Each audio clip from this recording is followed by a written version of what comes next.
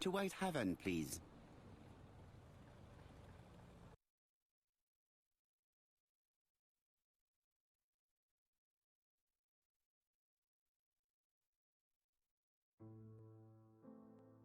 Cust's arrest is a great success for you, Poirot. It's all clear now, except maybe one or two details. Details. Ah, mon ami. The devil is in the detail, as we say. Excuse me? Patience, Hastings. Everything will be clear once our guests arrive. Best be prepared. Slip a revolver into your pocket before they do. A revolver? But Poirot, what are you afraid of? Trust me. It is important you carry a weapon for this meeting. I will lend you mine. What about telling me what you have in mind? Surtout pas. You wouldn't be able to play your role. Wait one moment, I will bring you my weapon.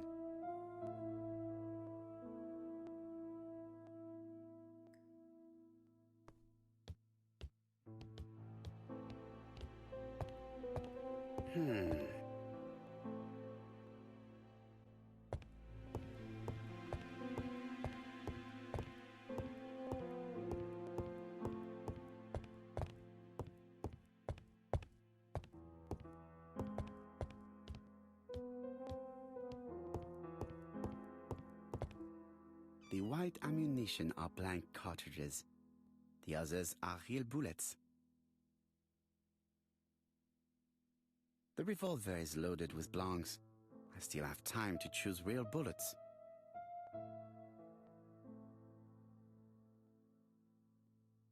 The revolver is loaded with real bullets. I still have time to choose blancs.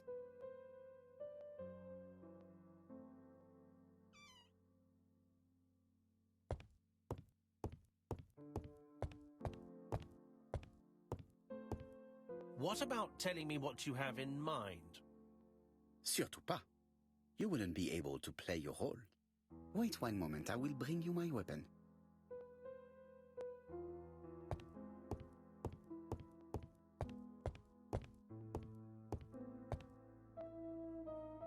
The white ammunition are blank cartridges. The others are real bullets. The revolver is loaded with blancs. I still have time to choose real bullets.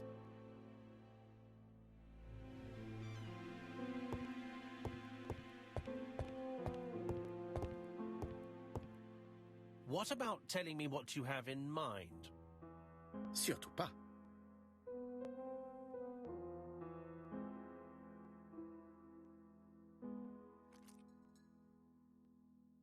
Voila, I entrust you with my weapon. It has hardly been used, it is almost new.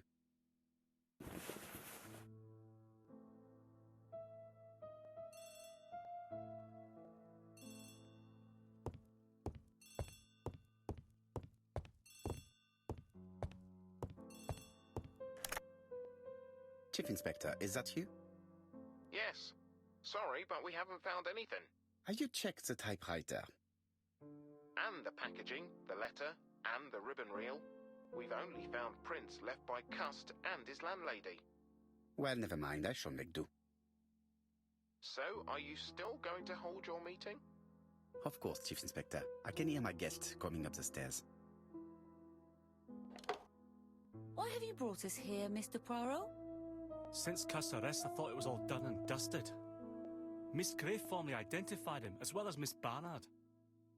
Yes, and the stockings he sold are of the same brand as the ones found at my aunt's. This is all true. However, a case is not closed if some questions remain open. And one question is, why did the murderer send me his letters? Why did he challenge me, Hercule Poirot? Perhaps he wanted to play with you, to taunt you. Xenophobia? Maybe he didn't like you because you're foreign. I may be wrong, but maybe by provoking you, he was looking for glory? All these theories should be studied. Let us now try and get our brain cells to work.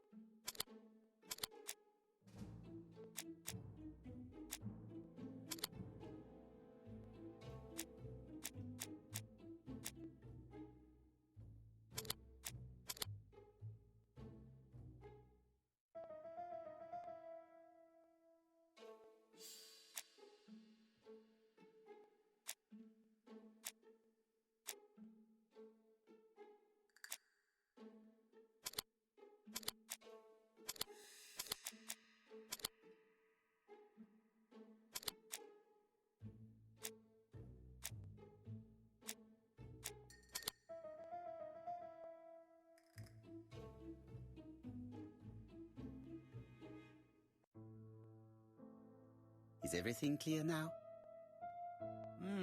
You might like to explain your reasoning again. Of course. First of all, remember that the murderer made it a rule to always post his letter before the murder. He never digressed from that rule. However, in Churston, he encountered a problem. The village has only 500 inhabitants. With advance warning, it would be easy to arrest him. Therefore, the murderer delayed his letters deliberately with the wrong address. The plan wouldn't have worked if he'd sent it to Scotland Yard or the papers because everybody knows their addresses. The mistake would have been corrected and the letter would have been on time. That is why the murderer chose me as the recipient. Because for his plan to succeed, it was necessary for at least one of the letters to have a wrong address and get lost. It was very cunning. Absolument. It is a very subtle plan.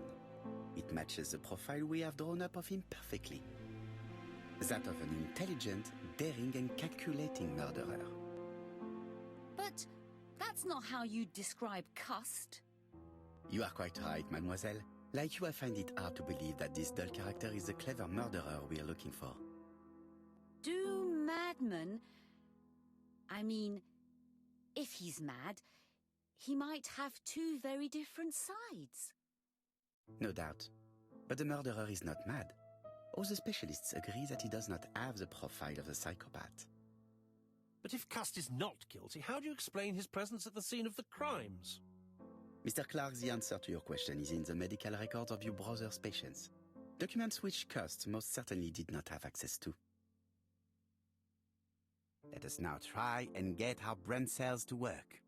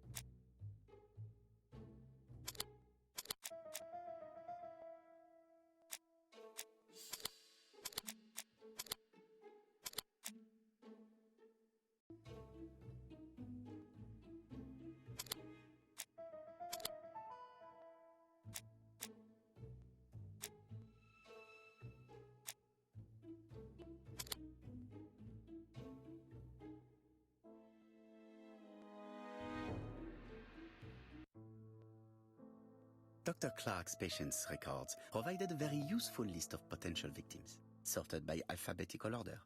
The killer definitely used it, explaining the fact that all the victims were former patients of the doctor. It is this fact that clears Cust once and for all, because he never had access to these records. So how did he happen to be at the scene of the crimes?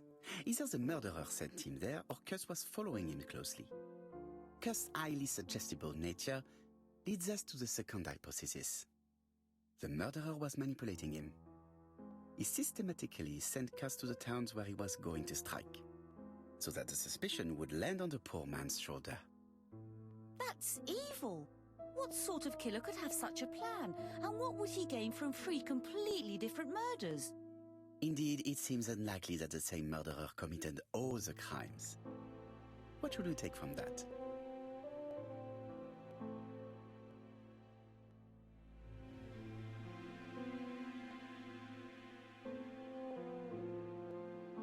Just one murder was of benefit to the murderer. The others were just diversions.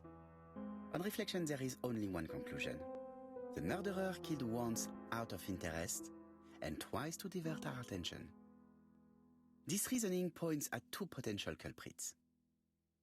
Franklin Clark. Donald Fraser? Yes, mademoiselle. That's good thinking. Mr. Fraser may have killed Betty out of jealousy. Mr. Clark may have killed his brother in order to inherit his large fortune. Both have a motive. But Donald did not have access to Dr. Clark's records. Please allow me to disagree with you, mademoiselle.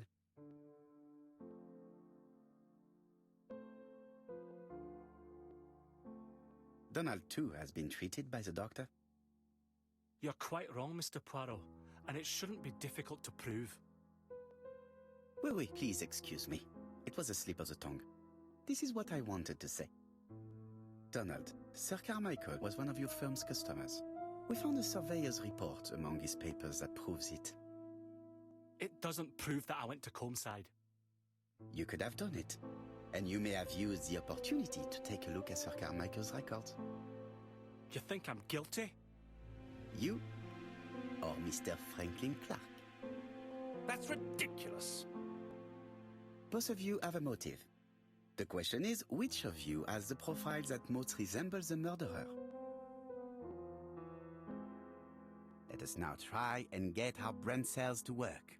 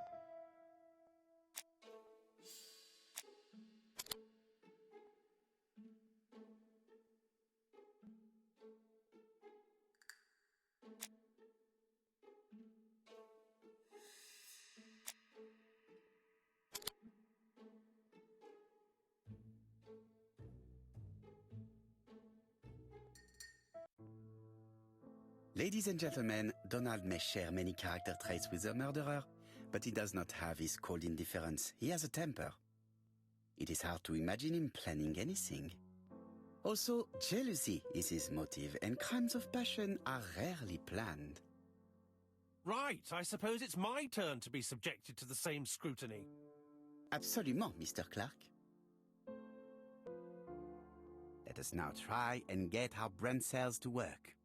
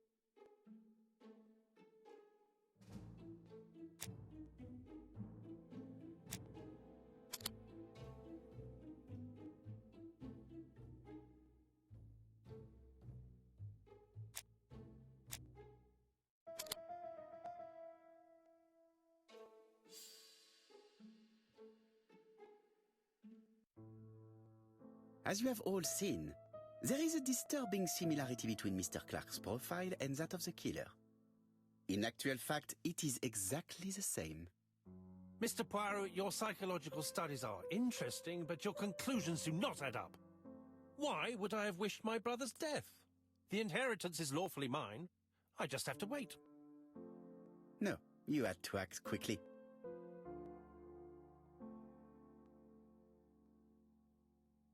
Because of Miss Grey. Mademoiselle, although you haven't been telling the truth, there is no doubt in my mind that you would have found a way to marry Sir Carmichael after Lady Clark's death. For you, Mr. Clark, it was a disaster. If Miss Grey had children by your brother, you would not have inherited a thing. You realized the danger after reading several letters from Comside, especially one in which your brother opened his heart to you. So you hurried home from China, and you took action. In truth, Cust was no more than a puppet manipulated by the real culprit. You, Mr. Clark. Such an imagination, Mr. Poirot. In fact, nobody manipulated Cust. The famous instructions he received by post. He wrote them on the typewriter. We know that for sure. Oh no. You know perfectly well. That is not true. Eh bien voilà, light has now been shed on the ABC murders. Your theories are ingenious, but you haven't any proof. One point to him. For the moment, I have no material proof. Either I admit to it, or I bluff.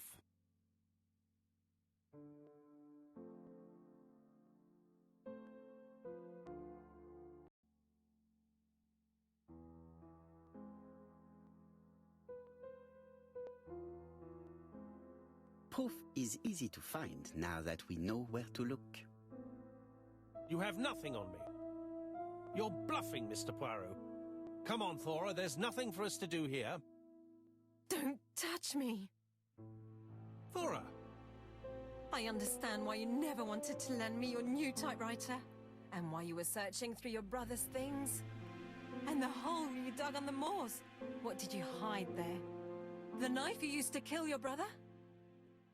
All right. Well played. I lose. The game's up.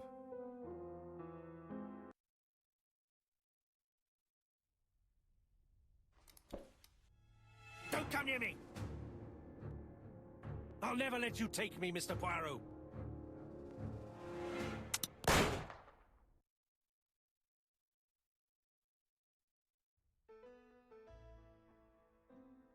I'm sorry, Mr. Clark, there is no easy death for you. I expected your reaction, so I used blanks. I'm sorry, mademoiselle, but your second chance has been lost. Franklin Clark will never inherit his brother's fortune.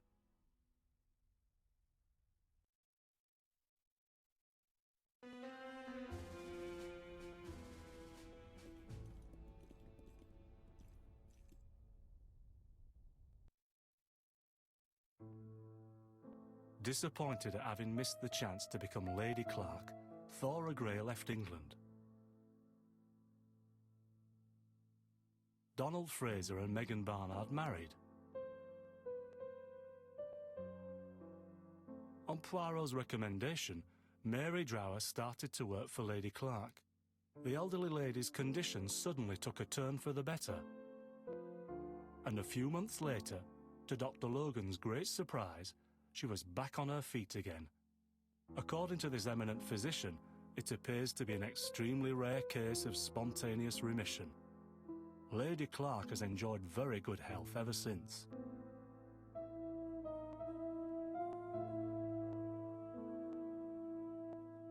Journal of an Innocent, the incredible story of ABC. As for A.B. Cust, after being advised by Poirot, he made a great deal of money by selling his story to the press. And as for me, and with business booming, the Black Swan has become the #1 tourist attraction in the whole of Yorkshire, even more popular than York Minster.